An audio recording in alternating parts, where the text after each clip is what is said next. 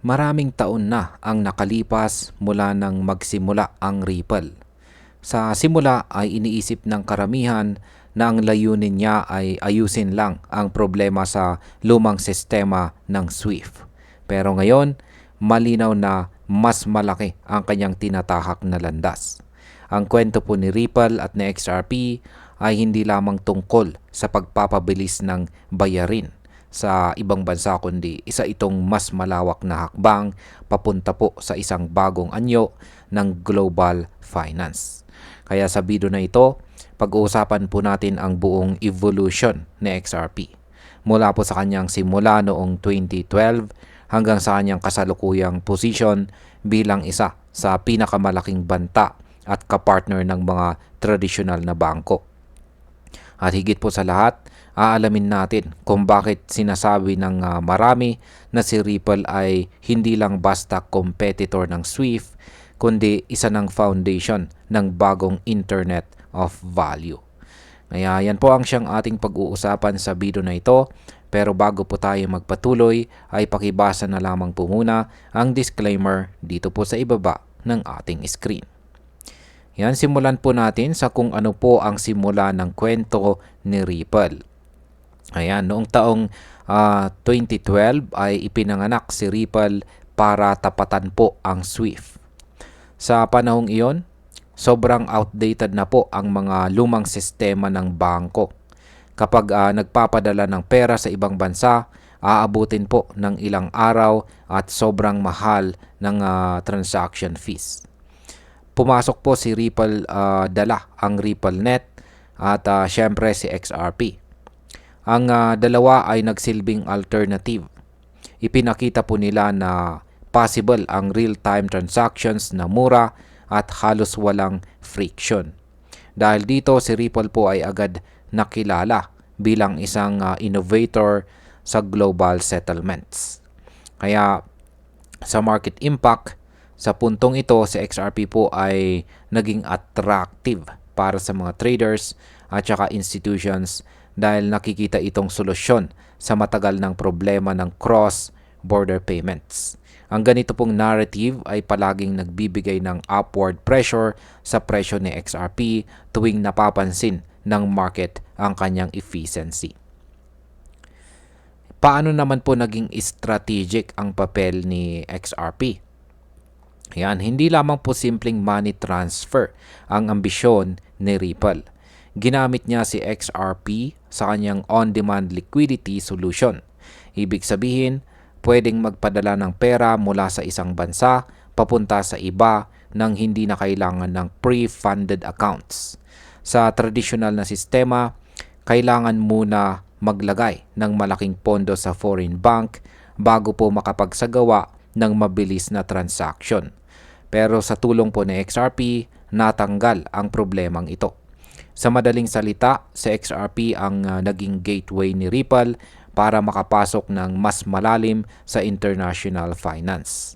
Hindi lang siya naging digital asset, kundi isang pundasyon ng mas malawak na strategy.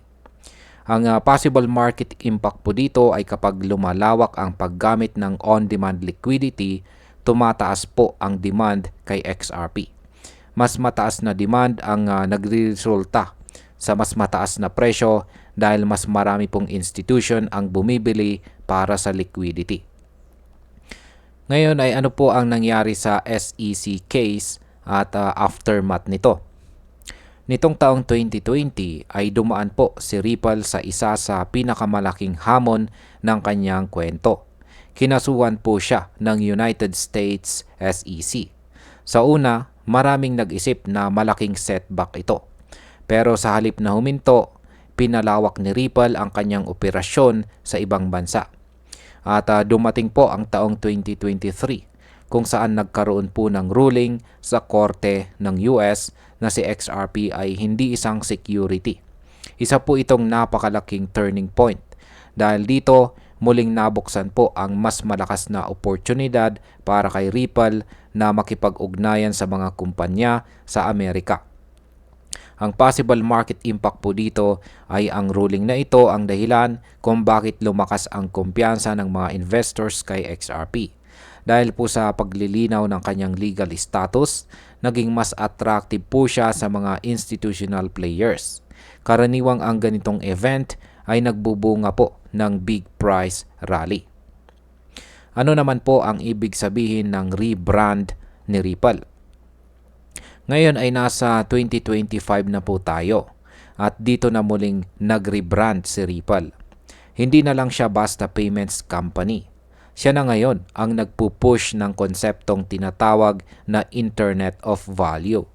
Kung ang internet noon ay nagbibigay daan sa instant transfer ng information, ang layunin po ni Ripple ay bigyan tayo ng instant transfer ng value. Hindi lang pera, kundi pati assets, commodities at saka iba pa. Ibig sabihin ay hindi na lang limitadong bayarin sa ibang bansa ang kanyang sakop. Mas malawak na vision ito. Kaya ang possible market impact po dito ay ang ganitong narrative ay malakas mag-angat ng presyo ng XRP dahil ipinapakita na siya ay hindi lang simpleng token kundi core infrastructure ng bagong financial ecosystem. Paano naman po pumasok ang tokenization at saka market integration? Kasama po sa bagong plano ni Ripple ang tokenization ng real-world assets. Ibig sabihin, pwedeng gawing digital token ang mga bagay tulad po ng oil, real estate at kahit US treasuries. Halimbawa, may partnership po si Ripple sa White Rock ng Saudi Aramco para sa tokenization po ng oil. Ang XRPL naman ay kaya umanong mag-handle ng higit $10 trillion worth ng tokenized asset. Bukod po dito, nag-launch din si Ripple ng stablecoin na RLUSD na may backup na US dollar. At hindi lang yan, nakikipagtrabaho rin siya sa ilang mga central banks para sa mga CBDCs. Kaya ang possible market impact po dito ay kapag nagsimula ang tokenization ng mga malalaking assets gaya po ng oil at saka real estate sa XRPL, tataas po ang activity at demand sa ecosystem. Ang dagdag na adoption ay nagdadala ng mas mataas na presyo kay XRP. Gaano naman po kalawak ang global reach ni Ripple?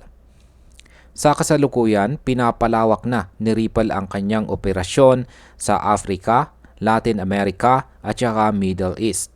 Meron pong higit 100 banks na onboarded sa RippleNet at higit $300 million commitments. Sa trading side naman, available na ang XRP futures sa malalaking palitan or exchanges tulad po ng CME at saka Coinbase. At ayon po sa mga analyst, may 85% chance na maaprubahan ang XRP ETF bago po matapos ang taon.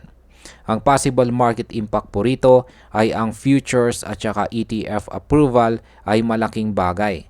Ang mga ito ay nagbubukas ng pintuan para sa institutional investors na may bilyong-bilyong dolyar na kayang pumasok sa market. Kapag nangyari po ito, asahan po natin ang malalakas na rally ni XRP. At ayan, ano naman ang ibig sabihin ng parallel financial system na binubuo ni Ripple? Ayan, hindi na lang basta payments company itong si Ripple. Siya na ngayon ay isang conglomerate na may custody services, compliance solutions, tokenization platform at saka stablecoin. Ibig sabihin, parang bumubuo siya ng parallel global financial system. Isang sistema na tokenized, programmable at talagang international. Kaya ang possible market impact po dito ay kapag naging matagumpay ang vision na ito, maaaring makita po natin si XRP bilang pangunahing asset ng bagong digital economy. At kung ganon, hindi po malayo na ang market cap nito ay aabot sa trilyon. Bilang panghuli, hindi lang simpleng competitor ng SWIFT ang pinapatunayan ni Ripple dito. Sa halip, bumubuo po siya ng isang financial empire na nakasentro sa Internet of Value. At sa gitna ng lahat ng ito, si XRP po ang nagsisilbing puso ng kanyang ecosystem. At kung ako po ang tatanungin, ang masasabi ko po dito ay simple lamang. Malinaw na hindi na maliit ang kwento ni Ripple. Siya ay hindi na lang isang challenger, kundi isa ng tagapagbago ng global financial landscape. Kung magpapatuloy po ang kanyang vision at saka adoption, hindi imposible na si XRP ay makita natin bilang isa sa pinaka-importanting asset ng bagong digital era.